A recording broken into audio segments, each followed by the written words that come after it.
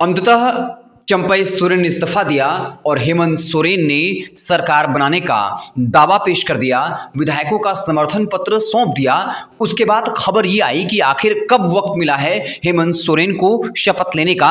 अब उसको लेकर भी जो है सब कुछ क्लियर हो गया कि किस तारीख को हेमंत सोरेन शपथ लेने जा रहे हैं, हम उस पर बात करेंगे।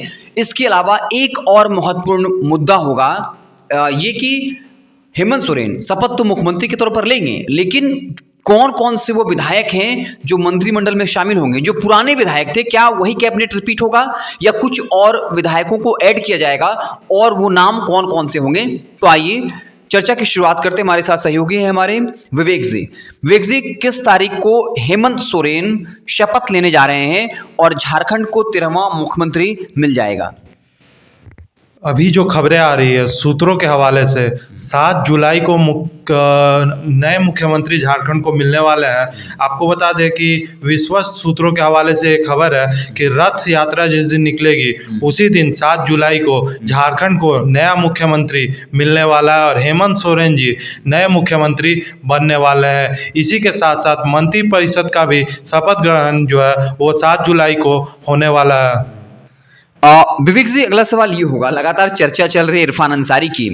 आपको पता होगा एक मंत्री जो थे आलमगीर आलम, उनके नौकर के पास से 34 करोड़ रुपए बरामद होते हैं, उनको इस्तीफा देना पड़ता है। फिर खबर है कि उनका जो मंत्रालय है वो किसी अल्पसंख्यक को ही मिलेगा, क्योंकि विधानसभा का चुनाव होना है, अल्पसंख्यक वोटों को भी अपने पाले में करना है। ऐसे में इरफान अंसारी की दावेदारी मजबूत होती है। हालांकि इसको लेकर कुछ ऐसे बयान आए हैं, राजेश ठाकुर ने कहा कि विकल्प तो हमेशा होता है, ऐसा नहीं है कि आलमगीर आलम के अलावा सिर्फ एक इरफान अंसारी ही विकल्प हैं, कई और विकल्प हैं।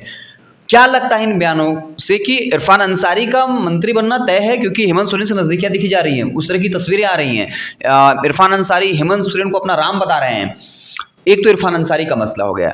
दूसरी खबर यह है कि जो कांग्रेस के प्रभारी हैं गुलाम अहमद मीर, उन्होंने साफ तौर पर बयान दिया कि हमारे एक मंत्री हैं जिनके क्रियाकलाप से हम लोग खुश नहीं हैं, और ये कहा जा रहा है वो बादल पत्रलेख हैं। तो क्या बादल पत्रलेख को इस बार मंत्रिमंडल में शामिल नहीं किया जाएगा? अगर उनको शामिल नहीं किया जाता है तो फिर किसको शामिल किया जाएगा? और एक और मंत्री पद का पद जो है वो खाली है। तो कुल मिलाकर किन किन की संभावना बन रही है? देखिए, इरफान अंसारी का नाम इसलिए चर्चा में है क्योंकि कांग्रेस को एक अल्पसंख्यक मंत्री चाहिए मुस्लिम वोटरों को आकर्षित करने के लिए, इसलिए इरफान अंसारी का नाम चर्चा में है। आलमगीर आलम साहब मुस्लिम थे, जेल चले गए, लेकिन अब इरफान अंसारी का नाम सबसे ज़्यादा चर्चा में है। लेकिन देखना है कि कांग्रेस उन पे भरोसा जताती है कि नहीं।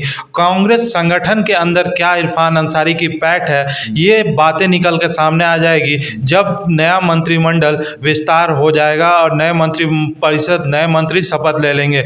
और भी बहुत सारे नामों की चर्चा है, जैसा कि आपने कहा बादल पत्रलेख के बारे में, बिल्कुल ये सच्चाई है कि ये बयान निकल के सामने आया है कांग्रेस के प्रभारी का, और ये लगभग तय माना जा रहा है कि बादल पत्रलेख को जो है वो हटाया जा सकता है। लेकिन अब देखने वाली बात है, भविष्य के गम में है कि क्या होता है। जेएमएम के जो मंत्री है वो एज इट इज रहेंगे, जैसी खबरें निकल के सामने आ रही है। और जो 12वें मंत्री का सवाल था जिसके लिए बैद्यनाथ राम का नाम निकल के सामने आ रहा था, अब ये देखना होगा कि 12वें मंत्री का पद भरा जाता है या फिर जैसे पहले खाली था वो खाली रह जाता है।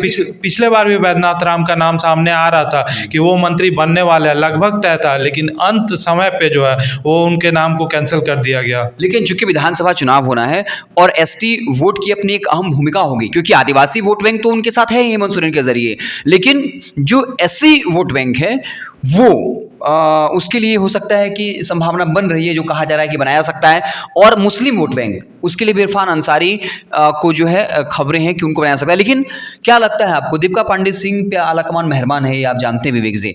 आपको पता होगा गोड्डा से पहले दीपिका सिंह पांडे को टिकट दिया गया, लेकिन प्रदीप यादव के विरोध के बाद जो है दीपिका सिंह पांडे पीछे हटी, प्रदीप यादव को जो है वो टिकट मिला और दीपिका पांडे सिंह ने कोई विरोध नहीं किया। और प्रदीप यादव जिस विधानसभा से लीड किए वो महागमा था। तो ये कहा जा रहा है कि दीपिका पांडे सिंह को कांग्रेस आलाकमान पुरस्कृत करना चाहती है, इसलिए जब बादल पत्रलेख का इस्तीफा होगा तो उसकी जगह दीपिका पांडे सिंह को मंत्री बनाया जा सकता है, इस तरह की चर्चा है।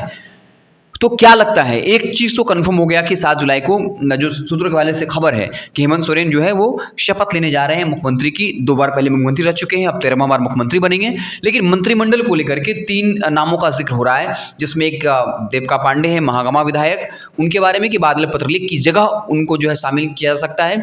इरफान अंसारी का नाम चल रहा है, आलमगीर आलम की जगह उनको शिफ्ट किया सकता है, और जो 12वां मंत्री का पद है वो वैद्यनाथ राम का नाम उस पर आगे चल रहा है। लेकिन क्या कुछ होगा ये तो 7 जुलाई को ही पता चलेगा, जब हेमंत सोरेन के साथ और लोग शपथ लेंगे। देखिए, ये आपने सही कहा कि दीपिका पांडे सिंह का नाम चल रहा है, और इसलिए भी चल रहा है क्योंकि अगर बादल पत्रलेख को हटाया जाता है तो उनके जगह ही जो है वो दीपिका पांडे सिंह को जो है शामिल किया जाएगा। और इसी के साथ साथ महिला वोटरों को आकर्षित करने के लिए भी जो है वो दीपिका सिंह पांडे का नाम चल रहा है। क्योंकि अभी जो भी मंत्रिमंडल है इसमें जोबा मांझी मंत्री थी, ठीक है, लेकिन अब जोबा मांझी जो है वो सांसद बन चुकी है, तो अब किसी ना किसी महिला को जो है वो प्रस्तुत करना है हेमंत सरकार जो भी बनेगी उसमें। तो इसमें दीपिका पांडे सिंह का नाम सबसे ज़्यादा चल रहा है। हालांकि अंबा प्रसाद भी है जो विधायक है, इसी के साथ साथ कांग्रेस की मांडर विधायिका शिल्पी नेहा तिर्की भी है, लेकिन इसमें सबसे ज़्यादा जो अनुभवी है वो दीपिका पांडे सिंह ही है। तो एक तरह से दीपिका पांडे सिंह का सीधे तौर पे नाम चल रहा है, हो सकता है कि वो मंत्री बनेगी। लेकिन एक और खबर निकल के सामने आई है कि बाबूलाल मरांडी जी का भी प्रतिक्रिया, जो भी झारखंड में हलचल हुई, नए मुख्यमंत्री बनने वाले हैं हेमंत सोरेन जी, फिर से मुख्यमंत्री बनने वाले हैं, इस पे उनकी प्रतिक्रिया निकल के सामने आई है। और उन्होंने ये कहा है कि कोल्हान के टाइगर को चूहा बना दिया गया। ये बाबूलाल मरांडी का बड़ा बयान निकल के सामने आया। उन्होंने एक निजी समाचार चैनल को से ये कहा है, और उन्होंने ये भी कहा है कि परिवार से उठकर मुख्यमंत्री चुनने की बात करने वाली जेएमएम का असली चेहरा अब उजागर हो गया है। आपको बता दें कि मरांडी जी ने जो है वो जेएमएम,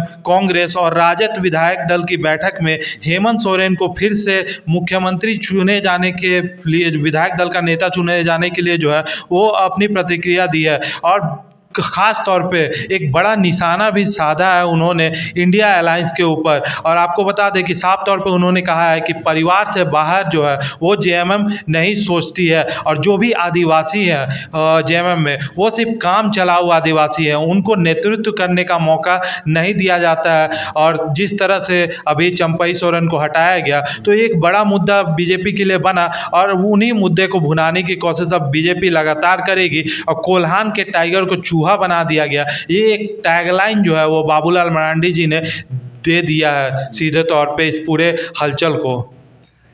तो चलिए, हम लोगों ने ये बताने की कोशिश की कि शपथ ग्रहण समारोह कब होगा और वो 3 नए विधायक कौन होंगे जो मंत्रिमंडल में शामिल हो सकते हैं। इनकी चर्चा जो है वो जोरों से है। हालांकि ये सूत्रों के हवाले से खबर है, एक आइडिया के अकॉर्डिंग खबर है जो राजनीतिक विश्लेषक बता रहे हैं। लेकिन मुख्यमंत्री का बनना तो तय हेमंत सोरेन बनेंगे, लेकिन 3 वो कौन नए विधायक होंगे जो मंत्रिमंडल में शामिल होंगे, क्या वो पूरी पुरानी कैबिनेट ही है जो रिपीट होगी या उसमें बदलाव होगा, ये सब कुछ जो है, इन सब चीज़ों का पटाक्षेप जो है वो 7 जुलाई को हो जाएगा। आप देखते रहें वेब समाचार। मुझे और मेरे साथी विवेक जी को दीजिए विदा। बहुत बहुत धन्यवाद।